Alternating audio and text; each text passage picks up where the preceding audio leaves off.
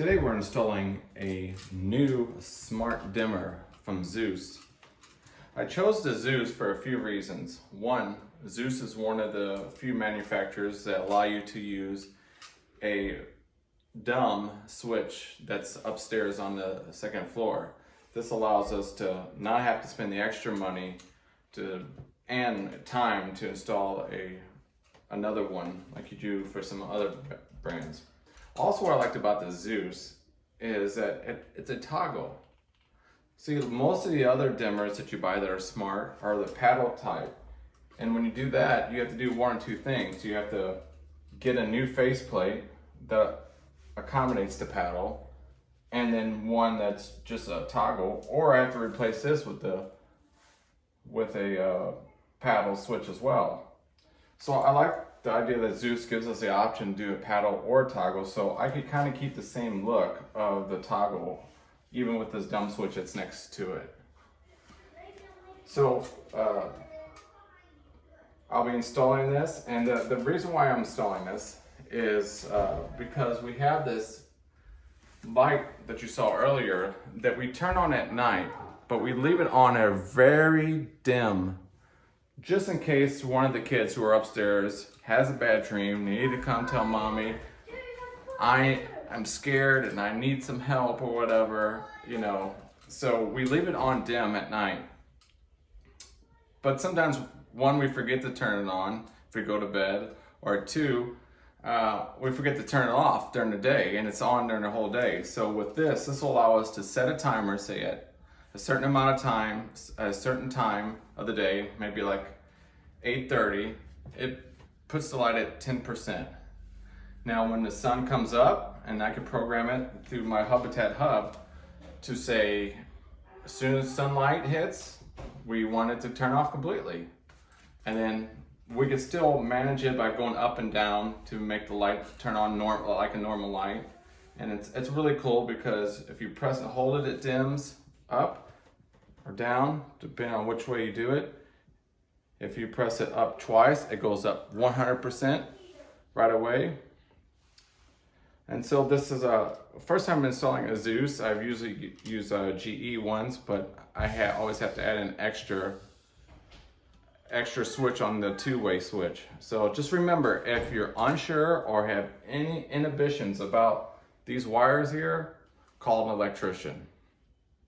I'll be back to show you how it went. Welcome back. Just doing the final touches on the Zooz Smart Toggle Dimmer.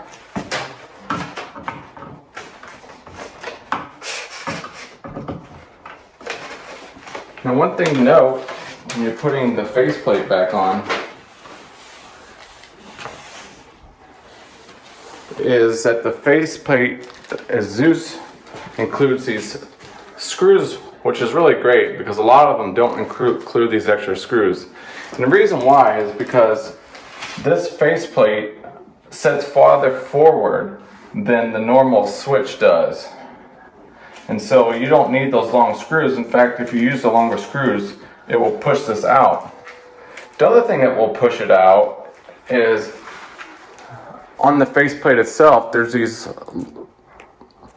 plastic pieces that keeps it from going secure when you're using a flat-faced switch.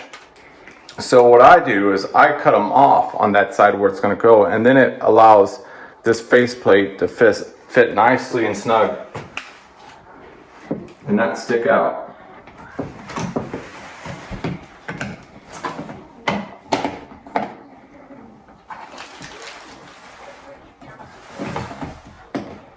You want to get it lined up, and if it's not feeling like it's going to go in really easily, you may have to loosen one of the two of the switches to get it to line up correctly.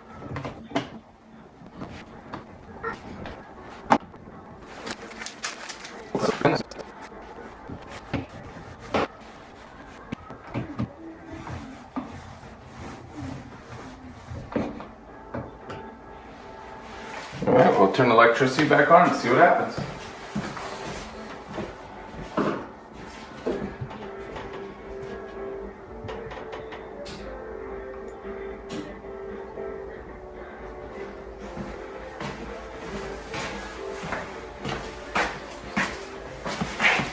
Okay, we're gonna press it up. And the light comes on.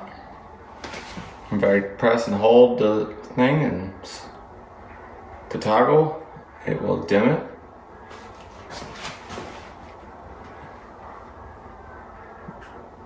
And press it twice to toggle up twice and made it fully bright. So to dim it, you press and hold it down to get it to the specified dim level. Then to get it full bright, press it up twice and it goes 100% brightness.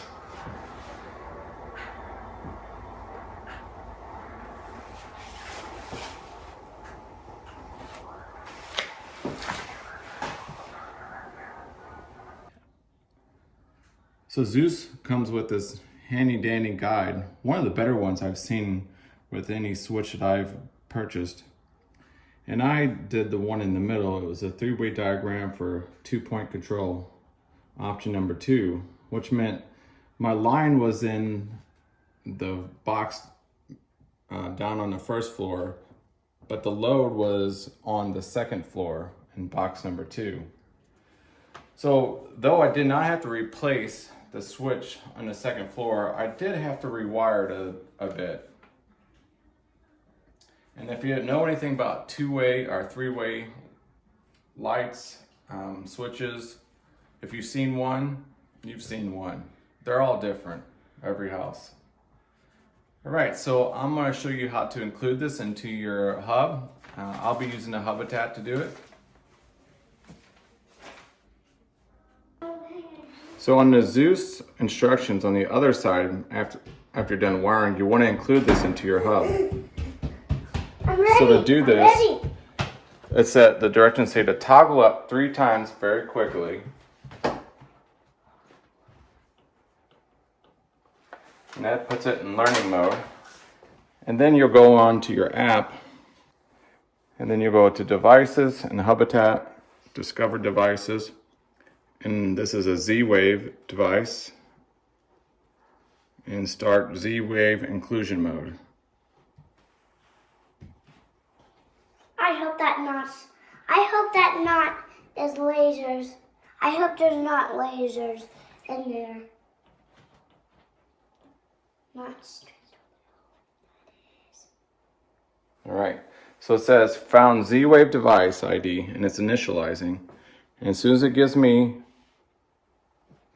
the name and the ID, I know that's done included, and then I could start setting up my rules. All right, there it is. So I'm gonna enter a name, and it will be called Stairwell